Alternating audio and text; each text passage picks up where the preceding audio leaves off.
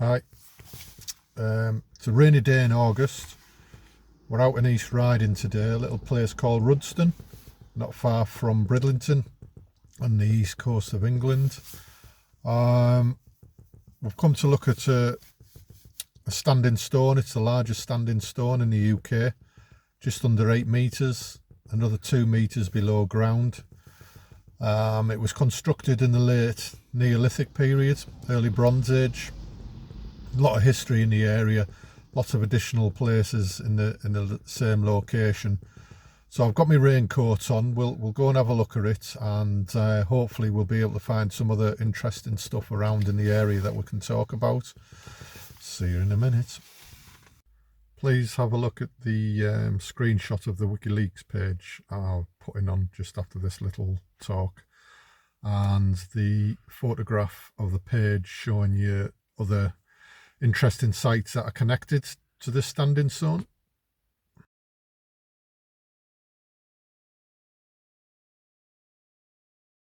So I've got my two trusty companions today.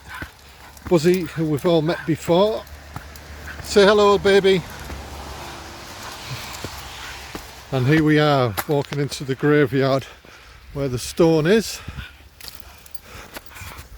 Ooh, look to your left, love.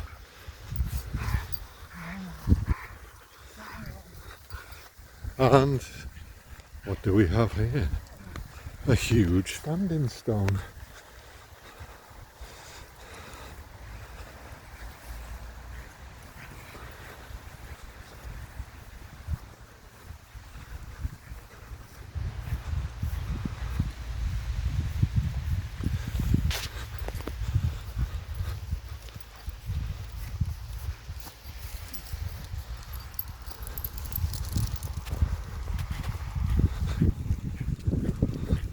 Got a lead cap on the top.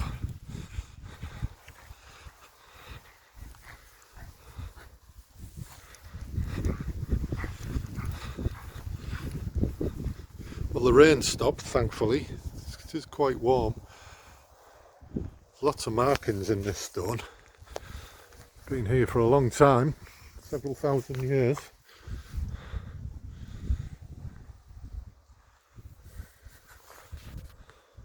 Have a walk around the stone, but you can see the height of it, just shy of 8 metres. Lots of interesting marks in it. If I get this on an angle, make a shape of a face and a body, all caused by the weather, of course. Erosion. There's the side.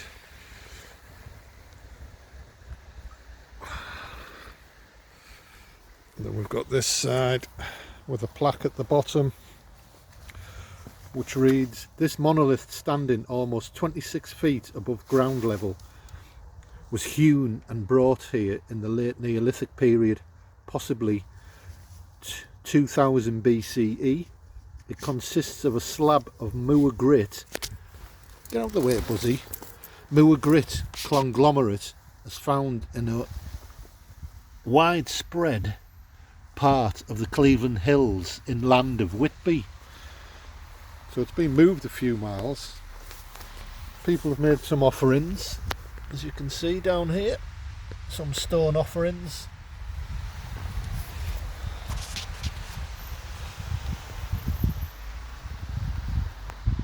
Quite spectacular. You take your hat off to our ancestors, what they were capable of doing back in the day. Let's see if we can feel any energy.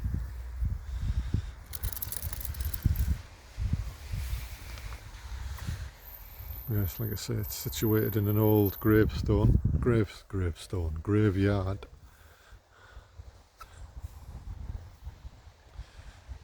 This one here, 1863. Yeah, some real old graves here. Family plots and what have you. Rings by yew trees.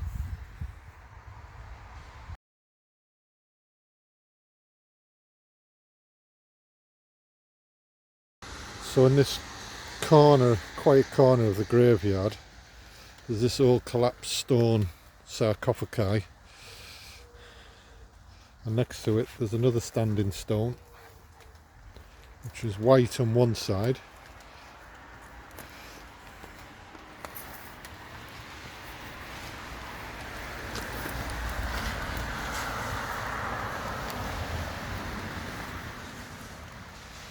yeah.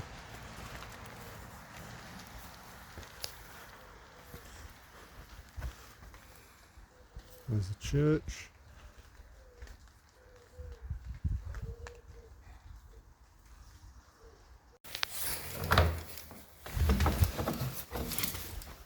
So we're just having a venture into the church. It's old-fashioned doors.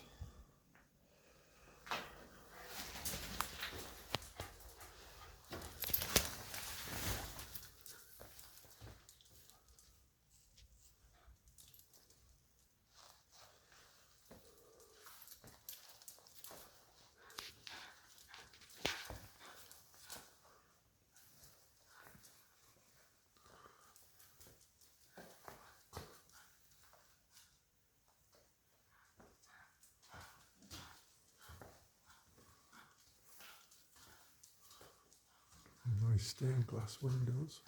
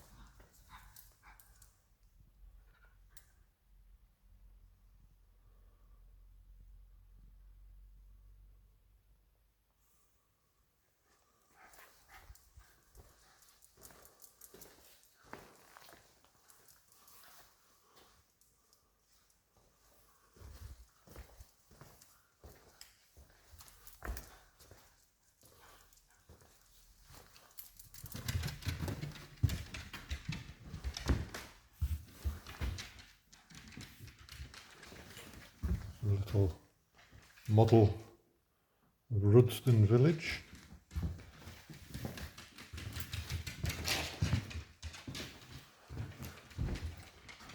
Some history, 12,000 years ago. Neolithic remains, Iron Age, Roman relics, Roman villa artifacts, the spread of Christianity.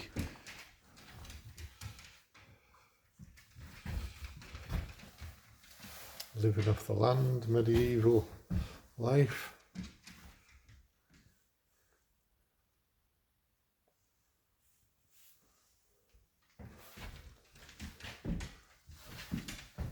A little section, Rudston at War, commemorating the dead of the First and Second World Wars. So I hope you can capture this on the screen, this stained glass window, some wheat sheaves at the top, some fire, little image of the devil under the moon, and then it says, some seeds fell by the wayside, and some fell among thorns. Some fell upon stony places, but other fell into good ground. Yeah. So we've just found out an interesting fact as well, that Rudston, where we are, is the oldest, the longest, most occupied village, town in England. Interesting fact.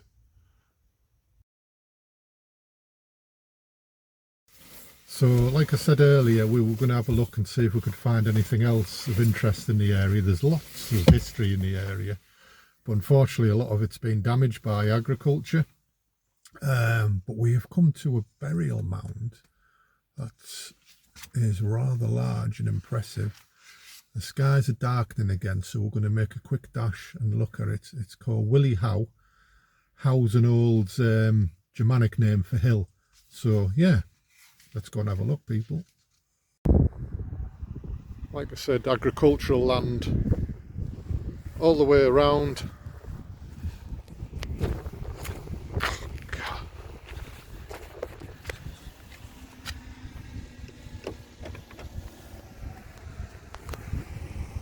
There's a burial mound. Just going to wait for this tractor to go past.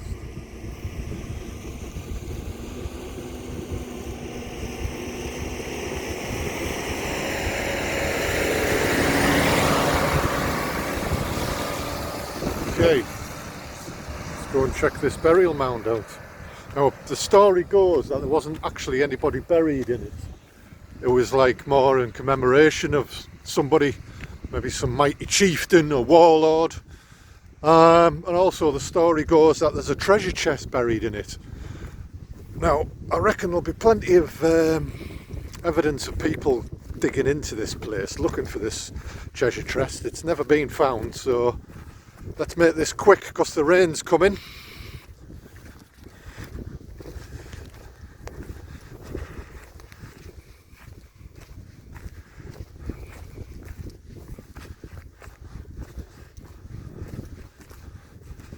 I must say it's quite impressive. It's the biggest bloody burial mound I've come across up to now. I hope this video's doing it justice. It does look rather dark.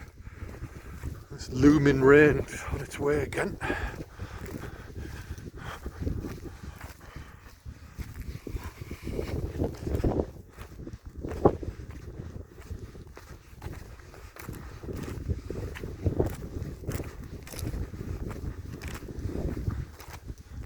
There you go, look at this.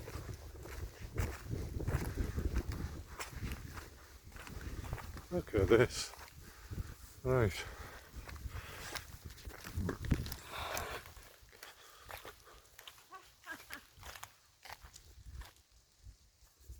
Treasure. Huh. So my companion for the day has just found treasure. Look at that, everyone. So the stories are true. There is treasure to be found at Willie Howe.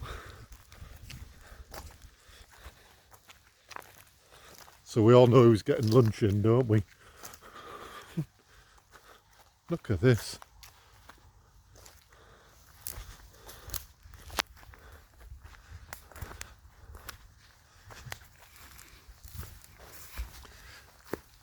Whether you can see the chalk, that's what it's made of. There's a lot of chalk in the landscape around here. Yeah, big pile of chalk apparently. Just like same as Salisbury Hill, yeah. Mound of chalk. Look at this big, where they've been excavating, looking for the treasure. Just get up. God, there's some height on this. It's rather impressive. Look at this. Oh, bloody rains are coming. I'm going to have a walk down into it, to be honest.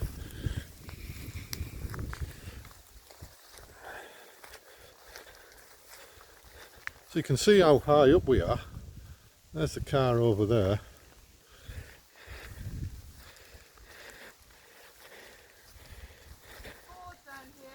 Pardon? A board? Oh, I'm going back. Apparently there's an information board. Just on our way to the information board, but look at the destruction here, where they've dug it out. Looking for this bloody treasure. What a travesty. Ancient monument like this, eh? So here we go, folks. Here's the information board. Willie Howe. There's a modern day aerial photo. There's an artist's impression. Look at the landscape there compared to the landscape now. Big difference. An ancient construction The large earthen mound is an ancient burial mound known as Willie Howe. It is a type of monument known as a bowl barrow. Barrows were built to mark the grave sites of important people. Bowl barrows date from roughly between 3,500 and 4,500 years ago during the Neolithic or Bronze Age. This makes it roughly the same age as Stonehenge. When this barrow was made, the people who built it would have had to use simple tools made from wood, stone, antler or bone. It would have taken a lot of hard work to make the mound. The person it was constructed for must have had a special importance to their people and may have been a leader among the community or held another important role. During the Victorian era, archaeologists tried to find out more about the person buried under Willie Howe. It was first excavated by Lord Londesborough in 1857. He started to excavate but found the barrow was going to be deeper than he expected. He instead decided to excavate a newly discovered Anglo-Saxon graveyard. When he filled in his excavation, he left an inscribed stone dating his investigation. Another archaeologist, William Greenwell, re-excavated the barrow in 1887. He found the stone from London Borough's excavation. Underneath he found a deep oval pit which he described as a grave, but again found no body. He also found a smaller rectangular pit below the grave. This smaller pit contained 4 pieces of animal bone. Greenwell believed that a human skeleton would also be preserved if it were present. Greenwell had excavated burials with cremated remains before. He found no trace of burnt bone in Willie Howe. He did not think that the mound had been disturbed before Londesborough excavated it. The lack of human remains led Greenwell to believe this barrow may not have been a true burial mound. Instead, he thought it might have been a memorial. The hollow in the centre of the barrow is a result of the Victorian excavations. Greenwell described the mound as well proportioned and symmetrically made. You can still see the ramp Greenwell left from his excavation on the northwest side of the barrow. A typical Victorian excavation of an ancient burial mound. That's that there, look at that. What a load of damage they did, eh? Look at this. Stealing the fairy cup. Folklore suggests another use for the barrow in the 12th century. William of Newburgh wrote about a fairy banquet in an earthen mound. Thomas Wright, another Victorian historian, thought William was describing Willie Howe. And it goes on and on. But protecting the past, Willie Howe is a scheduled monument of the National Historic List for England. This means it's protected by law from destruction and damage, despite the damage already being done, of course. Vegetation has been controlled through an agro-environmental scheme managed by Natural England and a management agreement administered by Historic England. To find out more about how scheduled monuments are protected, visit bit.ly/schedule monuments.